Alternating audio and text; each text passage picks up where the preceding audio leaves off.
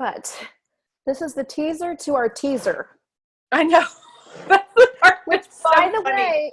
by the way, confused the shit out of my list. I got a few emails. They're like, your time and date link's wrong. I'm like, no, honey, there's 2 calls. There's this. Yeah. Never mind. It's okay.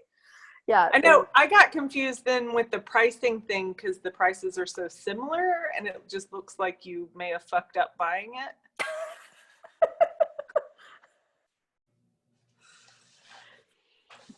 Hey, listen, I'm going for irrational. What? You're what? I'm going for irrational. I'm just doing what I'm told. They asked us to ask being irrational. I'm just being irrational. Yeah, so let's just talk about projections and expectations. We both got really different. Yeah.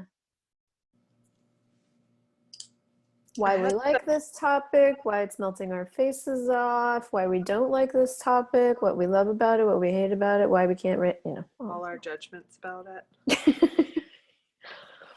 What do you mean?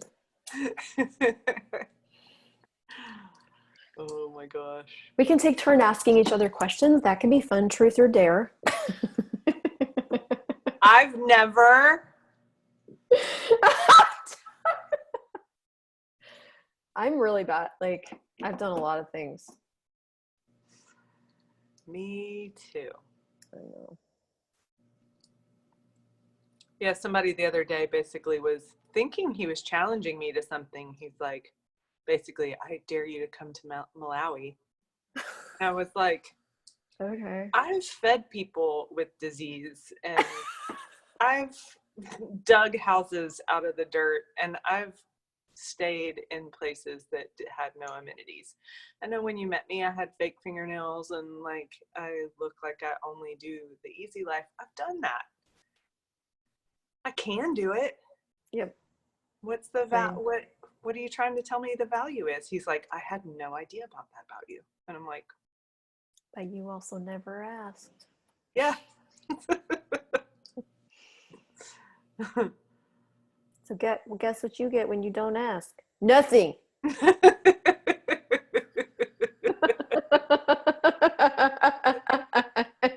That was actually what I was looking at earlier. I was trying to recall. I was like, what was I looking at earlier? And projections and expectations are the place where you ask no questions. Totally. And so over the course of these calls, we can actually begin to practice being the question. And where that seems impossible, we can practice using questions. This being the question thing you speak of is so woohoo. That's what my mom says. She's like, you say pie in the sky things. I want something practical, like, fill out a form or dig a hole. And I was like, all right, go dig a hole. And then I want you to lie in it until you don't want to lie in it anymore in the backyard. And she's like, why would you say that to me? And I'm like, well, you wanted something practical. You just said, tell me to go dig a hole. So I told you. I told you to go dig a hole. Why would you say that to me? I'm like, it is so amazing that people call this stuff pie in the sky. I'm like, how low can you go? How low can you go? How much do we need to not talk about anything that matters? I jiggle my boobs during that. That's sexy. That kind of hurts. Why? I don't know. Don't make it hurt. Well, they get sore like the last 2 weeks. They get kind of. Are you pregnant? No. My innards don't do that. They do other things. They don't make babies. I was thinking about how what I consider practical is not what other people consider practical. That I may be well on this irrational journey, more so than I thought. You are irrational walking. What part of that don't you get? I was like, no, when I say, like, well, what are you aware of? That's actually a tool. That's not a, like...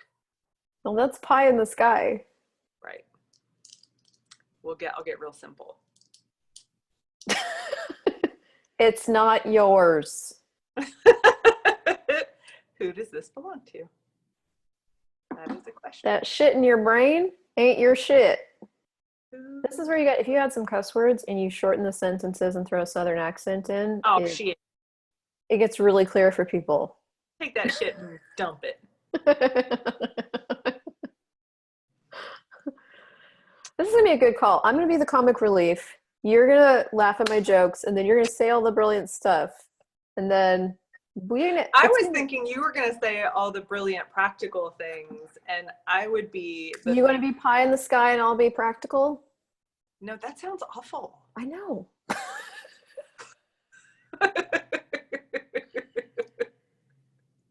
And listen, this is the big tip from the book. An asshole is just an asshole.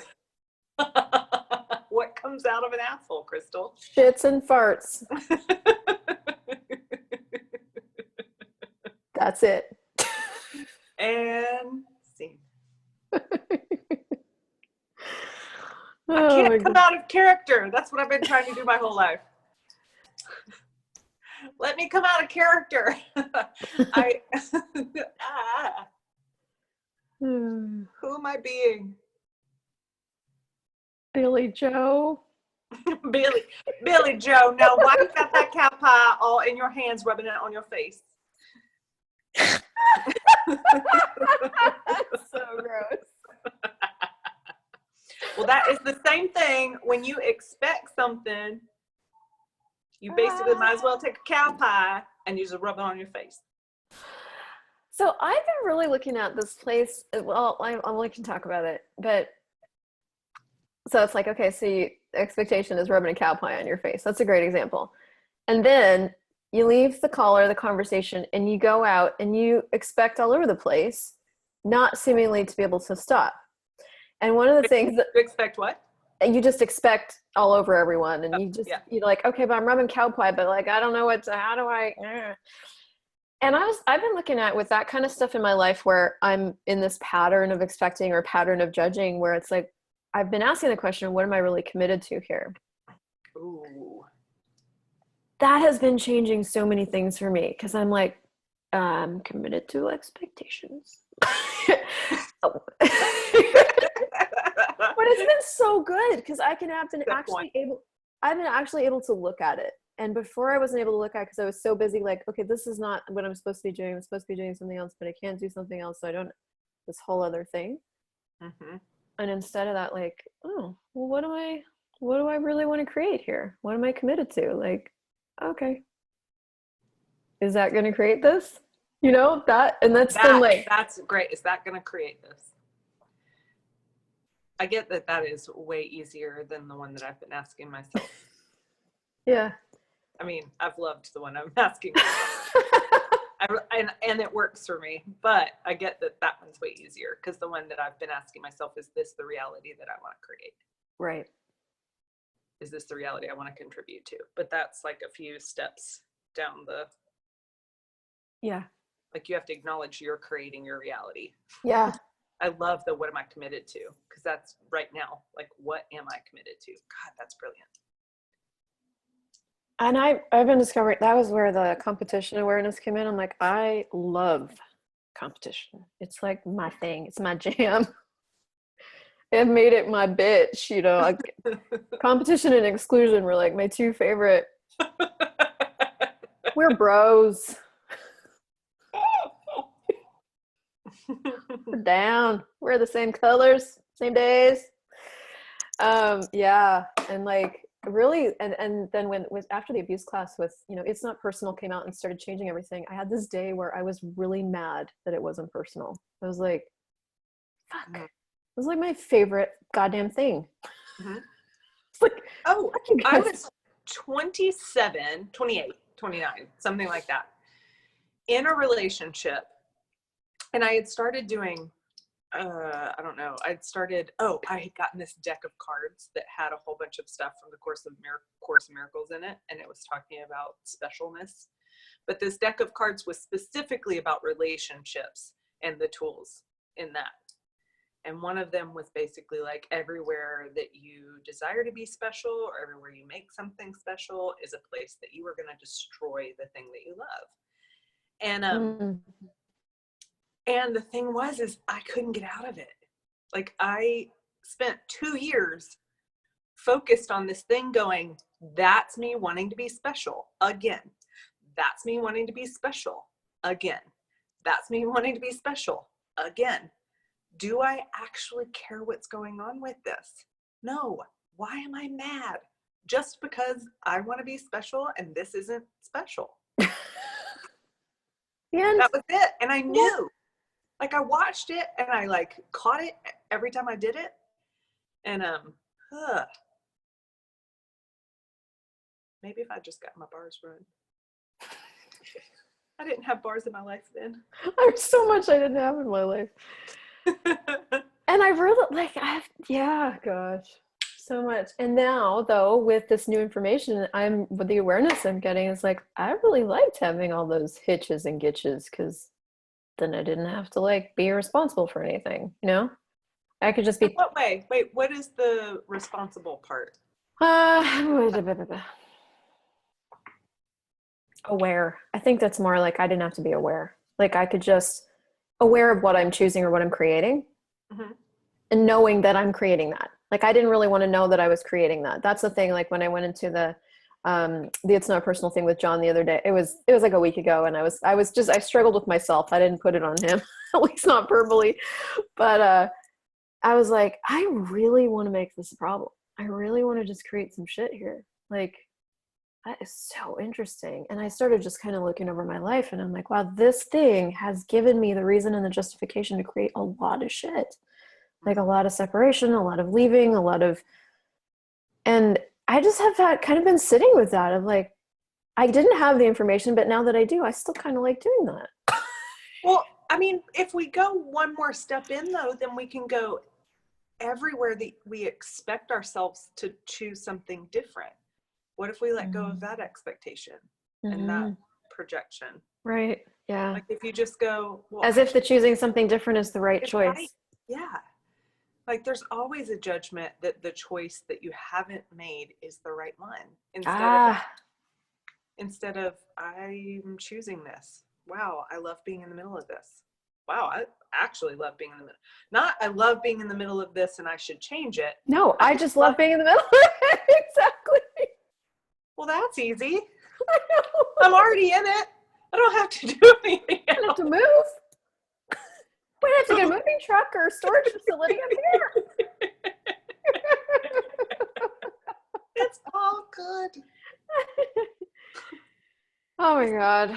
Easy. Our lives could be so easy. That's the awareness that I got today with this irrational thing, this thing that I've been my whole life, that I'm just now like, oh my God. I've started asking it for stuff that I go into major linearity with and hadn't really had a great tool for me to get out of it. And so I added that. And like, if I were being irrational here, what would I choose? And everything got easy. And I was like, wow. Oh, that's what Gary's been talking about.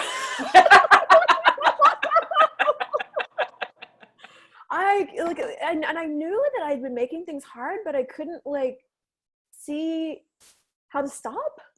Yeah. And I'd stopped in different ways. It's kind of like you were talking about with the special thing. It's like, you tried this and did this, and it's like, and then I asked that question. I'm like, oh, that's the way around, is just being what I already am, but I haven't been allowing myself to be. Yeah. Oh, excited. That's the thing. I'm like way more excited about everything. Right? Yeah, me too. I can just create stuff. First, right? Like, those mind-blowing, simple things that you've known all along, but they expand. And so yes, it has been possible. Yes, you have been choosing it, and yes, it is going to get greater. And sometimes the getting greater feels like you're shoving your head into that cow pie hole that we were talking about earlier. And sometimes when things get greater, it gets exciting. I love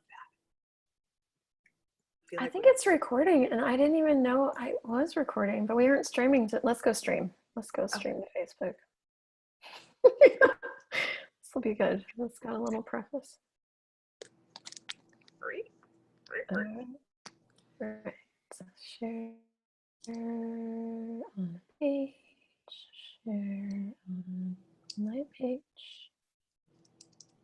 Share on all the pages. All the pages, all the time.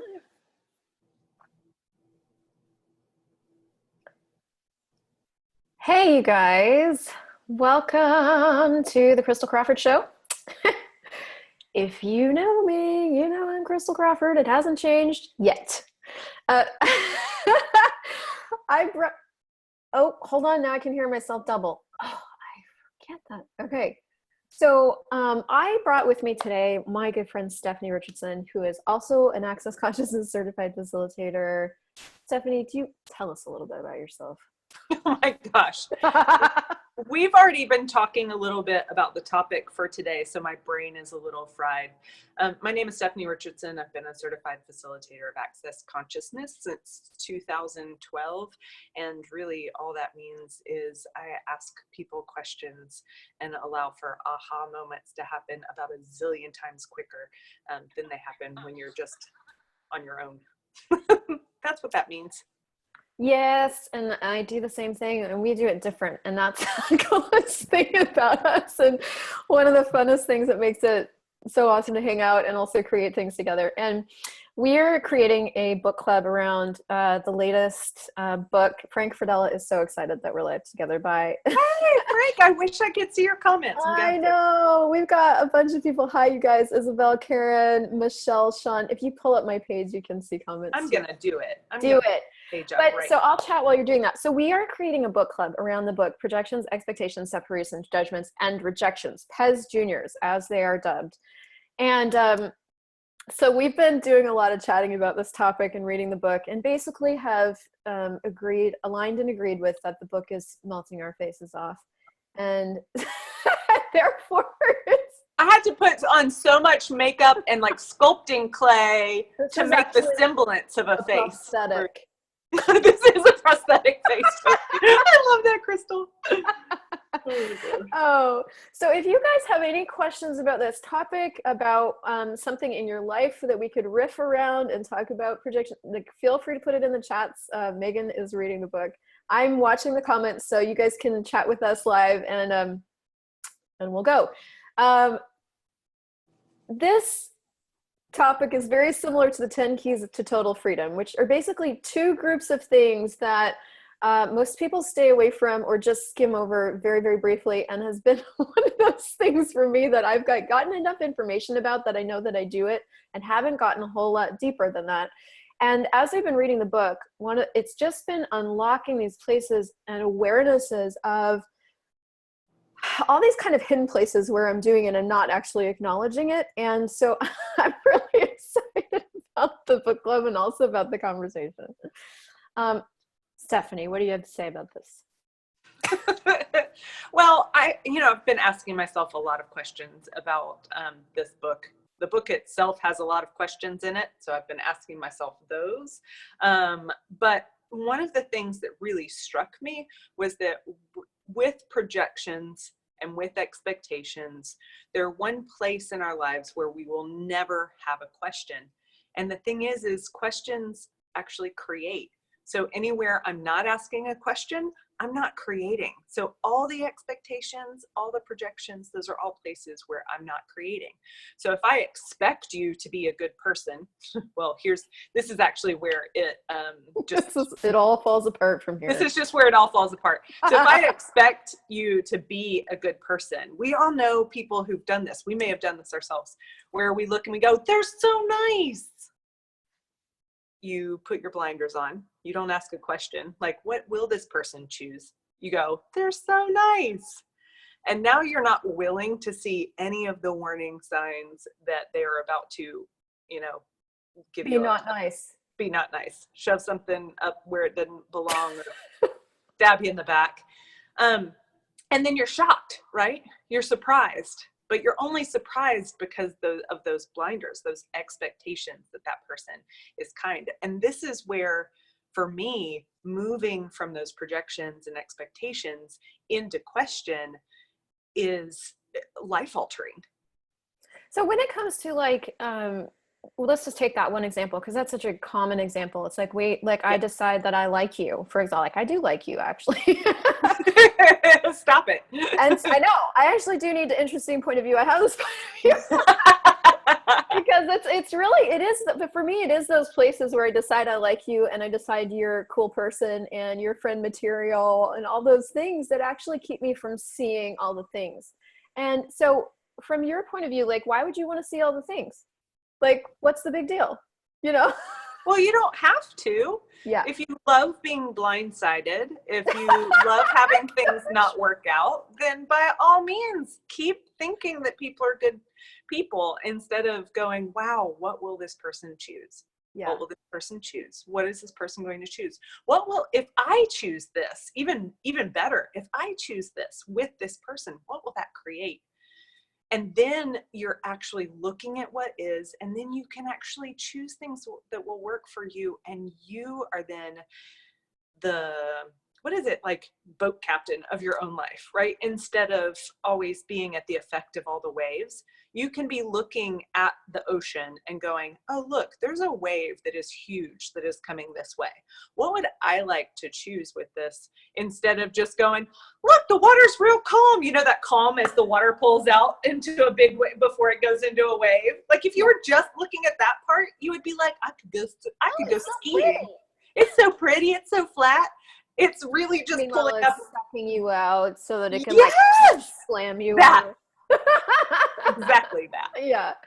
Well, I found this whole thing of like just using this this is one facet. Y'all, by the way, this is one facet of about 260 different facets, You're doing it with, like, I guarantee you're doing it with money. You're doing it with your friends. You're doing it with your family. You're doing it with yourself. You're probably doing it even with your doing body. it with your pillow at night. I'm just saying, like, this is. You're supposed to be comfortable. Why do I have a crick in my neck again?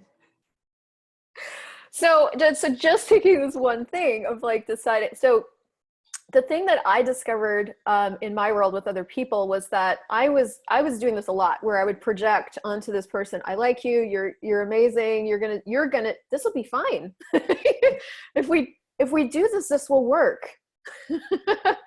and I was starting to notice that things weren't working, or things would get into a hitch, or I would get stuck on something, or there would be some sort of trouble. And so as this started unraveling, what it started to come back to was like, there was actually all of this stuff in myself that I didn't want to see. Ooh. And I'm like, can I put I want to like draw things on the screen right now. Like, wee, coming off your, yes, exactly. Little. But this was huge for me. And where it came to was like, there was this whole area or pile of judgments that I had decided I couldn't look at. You know, Gary talks about looking at and being present with the good, the bad, and the ugly, right? And I'm like, ugly? Consciousness doesn't have ugly, you know, which is not a question. Oh, right. Yes. Yeah. Consciousness is this light fairy thing with rainbows, unicorn poop, you know? So like, the ugly was just like, I couldn't look at it in me.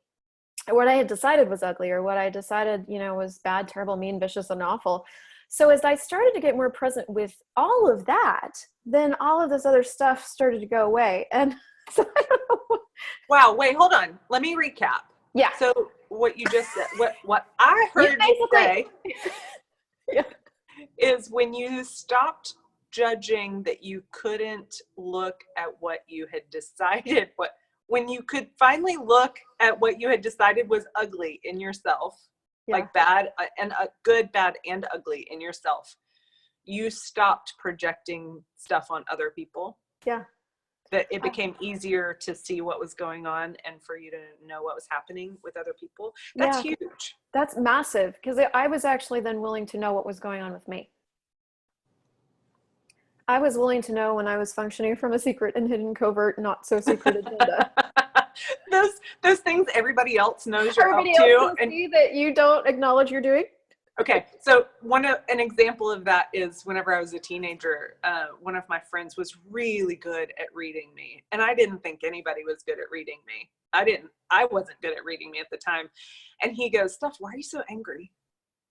And me, positive thinking guru of my own self at that time, I will have positive thoughts. So wait, what is that? Is that a projection or an expectation? Both. It was an expectation and then a projection onto everyone else. I'm thinking positively. I'm thinking positive thoughts at you. I'm positive. And they're like, we're positive, you're angry. And I was like, I'm not angry. How could you say that? I'm not angry. I'm like, I'm fine. I'm fine. If a girl ever says she's fine, if you catch yourself saying you're fine, you're not fine. If you heard your girlfriend say that, would you believe her? No, you would know to like protect yourself with a shotgun that night. She's not fine. Yeah. So, okay, wait, you were talking. Oh, I just went on a side rant. See, Christel doesn't expect me to stay going in one line. So it's easy. It just turns funny because now I've derailed us. That's great. So projection onto self. Paige said projection onto self. Yeah. So how does that, have you noticed that you do that with you? Like, do you ever project of yourself that you should be something or do something? I have to say that I'm really excited about reading the book on this because I'm not sure that I'm clear about the projecting. Like, I get expectations. I get what I expect myself to do. And then I get what I project onto the world. So a really good example that's in the book, it talks about this guy who's basically like, yeah, I'm a failure, or I'm going to be, I quit this other job, or I got fired from this other job, and now I'm trying to do this other job, but my wife is really not into blah, blah, blah. You know, that you can begin to get a sense of talking to that person. And in the book, Gary goes, do you realize you're projecting on the world that you're a failure? And that I do understand. I do understand the places where, just think about if somebody gives you a compliment that you don't believe. What do you do? Or somebody tells you that your outfit's really nice, but you know you got it at a discount store, and you start going, well, it's not that nice. I got it at right? You are projecting that you didn't choose, that you actually did not choose nice clothes, right? You're projecting something onto them and basically correcting their idea of you by trying to get the projection right. You don't want to be seen as too rich, or you don't want to be seen as too focused on your looks.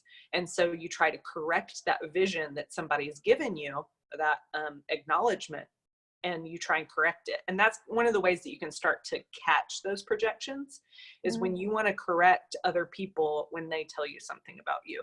Because as an infinite being, you know, everything is just an interesting point of view. So people tell me a lot, you look so put together.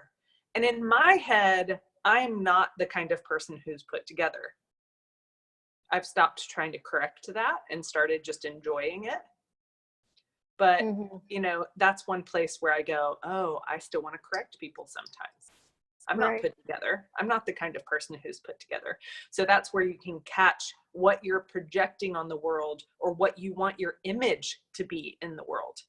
And is having an image or being an image, is that being an infinite being? Is that being all of you? Or is that being a very limited, idea? Yeah, slice of a person. Yeah. Like literally just a cheese. Yeah. You know? Oh my gosh. Oh yeah. Well, so what do you know about projecting on yourself?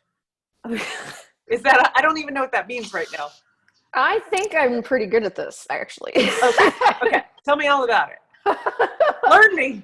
Okay, so there's this thing where, I think I'm good at a lot of facets of this, actually. One of the things I know I was really good at, and I learned from my mom really early on, was that you project a certain image to the world, and that's all they know about you. So we learned that I got really good at this, and it included makeup and put together hair and all the things that I do now that I just do because I like it. But I grew up with this sense of like we didn't walk outside the house without makeup. We didn't show up, with that looking a certain way. So I learned that way of projecting an image really early. And now I just kind of use it. And I'm like, what's this going to create? Will it create more? Yes. Okay, cool. Will it not? Does it matter? Is it just a choice? I'll start to ask more questions about that. But projecting onto myself came in I think, gosh, you could talk about that from a marriage and relationship point of view of like projecting onto myself the role of being a wife, Oh, um, okay. the role of being a wife in a small community, which is a whole other thing, the role of, and then I was in church. So like the role of being, there's a lot of role stuff. So like being a Christian, being a wife, being a good wife versus being a shitty wife. And shitty wife wasn't really a thing or a choice. Although I made it one. Being, and then getting into business and doing the same thing. Like, well, a coach or a business owner or a facilitator does this and this, which actually is something called beingness. I was reading the 10 Keys to Total Freedom, and they were talking about being versus beingness. And I was like, I've been in like beingness is like what it is like out there. Like, what does being have to do with anything? It's really kind of this reality's point of view. It's like not related to anything except it is the thing that creates everything. It's so funny. Right. So this whole images actually create nothing. Yeah. The only thing that they do is they create a place that you can be judged against, whether you got it right or whether you got it wrong. And I used it to judge myself. Like, yeah, I didn't need any of you guys to do that. I was doing it myself. Yeah. And if you get it right, you only got it right for 10 seconds and you need to get back to work. And if you got it wrong, well, you pretty much expected that of yourself anyway. So get back to work. All of those lead to get back to work being something better than you. Yes. Whereas being you doesn't require any of that. And you can actually begin to ask a question. What do I actually have to offer?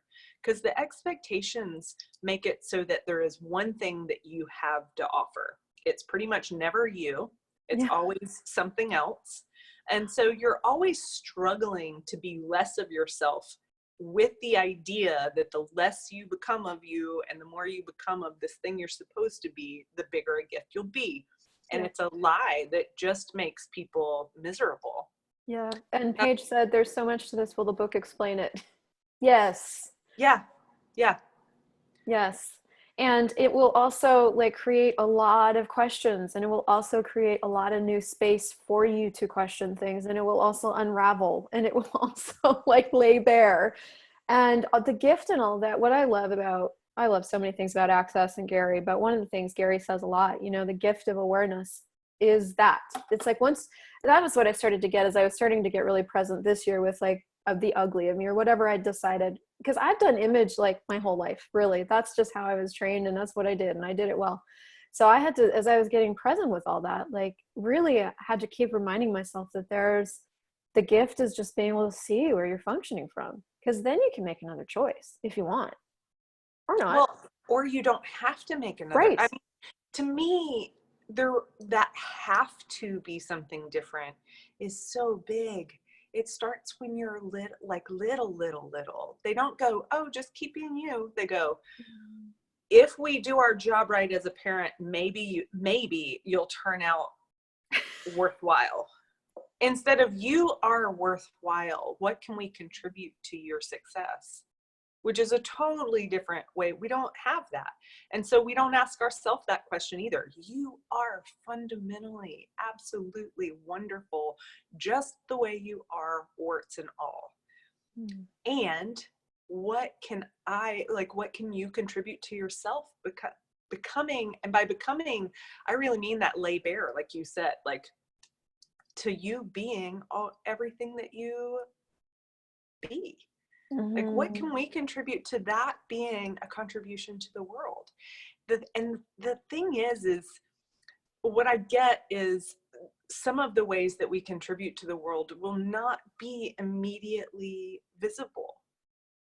And so everywhere that we've kind of grown up in a fast food culture or a fast everything culture and expect immediate results, or for things to show up on a chart and graph, like the next week your clicks go up or whatever all of that stuff is, some of the biggest changes that have happened in human society weren't recognized for years and years and years after they had been either published and seen a certain way, or completely poo-pooed, or, whatever. And then, 50 years down the road, 20 years down the road, 50 years down the road, 100 years down the road, all of a sudden people look back and go, wow, that was brilliant. They were creating the change that would come. That actually was the beginning of a totally different future with this. I was looking at some people, even like 20,000 Leagues Under the Sea, right? We read that now and it's just like some dude in a submarine. Submarines didn't exist when that book was written. That's so awesome. And so, this crazy idea, well, we know it's not a crazy idea. Yeah. That's not a huge change in society, but it was just a thing that I was looking at, where people know the future in ways that they aren't acknowledged for. And when we look back, we can see how brilliant they were, when at the time they may have been thought of as crazy, or, this science fiction or whatever. Yeah. Well, one of the things I'm really excited about this topic is, like, you can take this PES Junior topic, this book, and you can use it to get happier. You can use it to have more ease in your relationships. You can use this to create more money or more success in your business.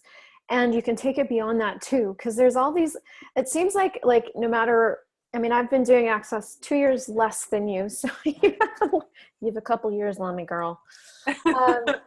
But I say that because, like, for me, a lot of the time spent in the first bits of my journey with these tools and my play with these tools has been to really, like, to do all that stuff. Like, my first target when I got into Access was to be happy. I literally was like, I just wanted a way to be happy without seeing a professional 3 times a week. Like, was that too much to ask? And that truly was it, because I was seeing a professional 3 times. I had to get a second job to support my support habit. And so I remember when I was first hearing about projections and expectations of, like, and then I was married at the time, or I had a relationship or something, and didn't know how to change it. And this starts to unravel, where I project onto somebody and then expect that they're going to deliver, and then they don't. And so I separate and judge and reject. This starts to actually loosen it up. So if you were going to give, like, a beginning tool for all of us advanced folks out there, is there a clearing or a question that you would throw in the mix for people to ask? Oh my gosh. There's so many. There are so many, and I should just pull one from the book, but I don't have the book open. But what I would say is that, again, anywhere that you have an expectation or a projection is a place that you don't have a question. And weirdly, a question is a tool. It is not, it's actually something that begins to change things right away. So when you catch yourself, or even if you can't catch what it is that you're doing, you just know that something's not going right. One of the first tools that we have available is, how does it get any better than this? And that takes all the projections, because a lot of people want to start creating questions like, how can I have more? How can I have more? How can I do this? How can I never do this thing again? I hear that one all the time. How can I never do this thing again? So a lot of the questions that, whenever we're first trying to formulate questions that we want to come up with, still contain the problem that we've decided we have in the question itself. So really, even if the only question you ever asked again was, how does it get any better than this? You would begin to change your life. So I would say that way, even you're like, okay, I'm feeling upset that I didn't do this thing. How does it get any better than this? Oh my God, this is the best thing ever. Wait, ask a question. How does it get any better than this? You know, and I've heard this question in so many different radio shows and so many different videos. And in the beginning, I was like, all right, enough with that fucking question already. Like, can we move on to the next thing?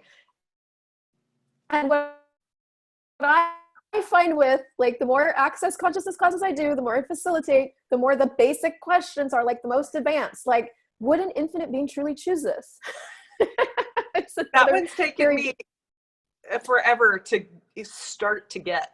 I'm almost year 5 of being in Access. Let's call that in it. And I'm reading through the book again, and I just read it last week, and I'm like, this is an advanced question. It's such an advanced question. I knew that I was baffled by that from the first time I read it, and I went, I'm just going to move on to... This section sucks. I'm just going to move on to you have Is there 10 any seconds. more in this book? I'm gonna move on to you have 10 seconds left to live the rest of your life. What do you choose? I'm going to move on to that one. No, I skipped that one completely because that doesn't make any fucking sense. Everything's just an interesting point of view is all right. I was like, okay, I can do that. That's a thing I can do. Like, you know, when I have a thought or a feeling or an emotion, I can like, everything's just an interesting, it's just an interesting point of view. I have this point of view, interesting point of view. It became my, you know, oh. You can change your brain chatter. You can change your brain chatter from, oh my God, this is terrible. Oh my God, I'm the worst thing ever. Oh my God, oh my God, oh my God, to, well, that's an interesting point of view. I have that interesting point of view.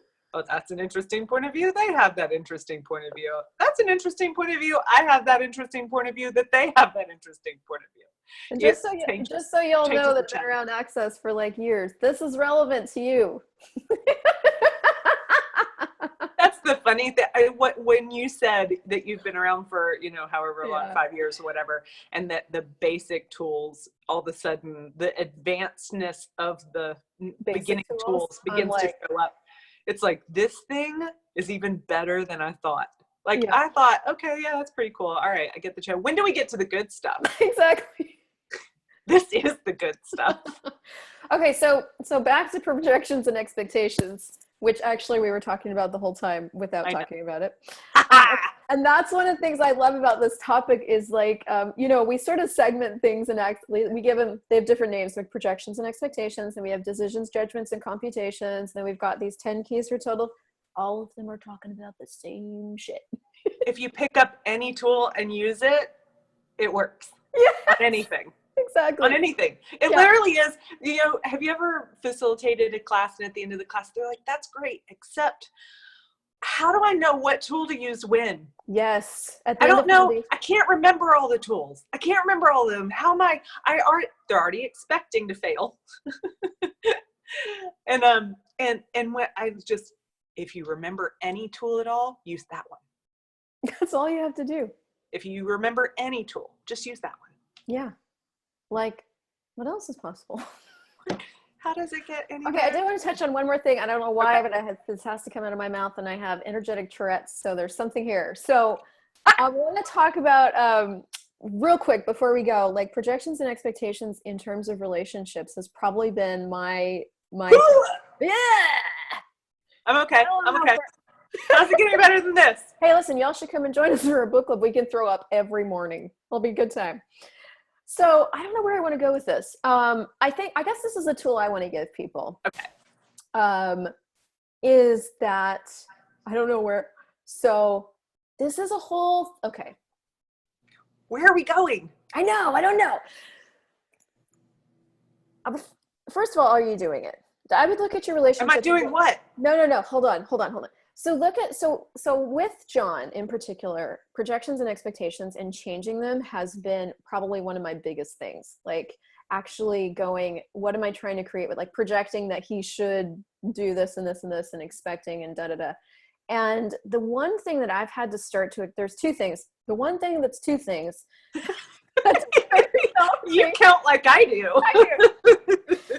Or I count like you do. Was one, acknowledging that I was doing it nonstop, almost 24/7. Like when we were having a lot of difficulty in the early days, and it was a result of like, I had these fucking projections and expectations of him financially, sexually, all the ways. And I started having to look at that I was doing it, and two, was it creating what I wanted to create? Like that was so big.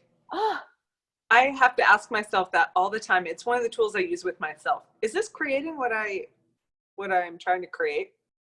Is it? And it's always no. It's always no. It's always no. It's never been yes. No. It's always. Otherwise, I probably wouldn't. Otherwise, I probably wouldn't be asking myself. That's probably why. There was no ease, joy, and glory. Is this what I actually want to create? No. It didn't create more sex. It didn't create more fun. It didn't create more ease. It didn't create like no argue. It didn't create fucking anything. And so I had to like continually keep inviting myself to that question of like, is this what I want to create here? But the first part was acknowledging that I was creating it. That was huge. That was like, you know, I'm projecting and expecting, and I'm creating this thing that's creating this difficulty, which was kind of a bitch. It's like kind of, you know, all right. Is this actually what I want to create? And I'm like, wow, no. So what can I choose that would create something different? And that whole process of like acknowledging and then asking yourself if that's what you want to create and then choosing something different is like, that kind of, or not. But see, this is to me the gift of, this is the gift of letting go of all of that judgment, is that then it goes, is this creating what I want to create? No. That's funny. Meaning like, okay, is it something I would like to change? I think we even have expectations that we should want to change it. Totally. Yeah. What if we, totally. I mean, what if we just had fun? What if we just started laughing every time we did stuff that doesn't work? We're like, bah, I just chose that. It doesn't, yes, that, just like that. Is that what you'd like to create with, you know, like, is that working? Is that working to create the life and living that you and like? so literally there have been times, I mean, him and I have been a massive playground for this, but there have been times where we'll both just sit in our stuff and look at each other and be like, just give me a minute. I'm busy being unhappy, you know? I had a boyfriend one time that was so brilliant. I was having one of those days where I was just like, meh, meh, meh, meh. And there was nothing he could say. You know, when you're in the middle of this, right? You know it, because no matter what somebody says, you don't want it to be better. You're like, that was the thing that I could have just changed right then. I chose not to. I didn't want to. I didn't, like, I'm not in the mood to not be grumpy. Yeah. So anyway, so I was in one of those moods. And so he was like, well, ugh. And we were going out somewhere. So that was going to make for a fun evening, right? Like, she's in bitch mode and we're going waitress somewhere. Is all I'm saying. Like, gonna be not fun. No, she'll be, and I'm talking about me when I say she'll be really nice to the waiters and waitresses. And the second that they're gone, she's going to be a bitch again. So, anyway, as we're walking out the door, he looks, and I had a mailbox on the wall. I was in a brownstone. He looks at the mailbox and he goes, what is that? And I'm like, ugh, you know, it's the mailbox. What? He goes, oh, I bet you could put your attitude in there. I bet you could fit your attitude in there. And in that moment, it changed everything. Yeah. But part of that, we can be that with ourselves, that not like, if you expect you to change, you won't, because it'll just piss you off that you're wrong again, that you should be different. You'll be shooting all over yourself. You'll just tell yourself to fuck off and stay. Yeah, you're like, oh, I'm so tired of being wrong all the time. Fine, bleh. When you when you do that thing of actually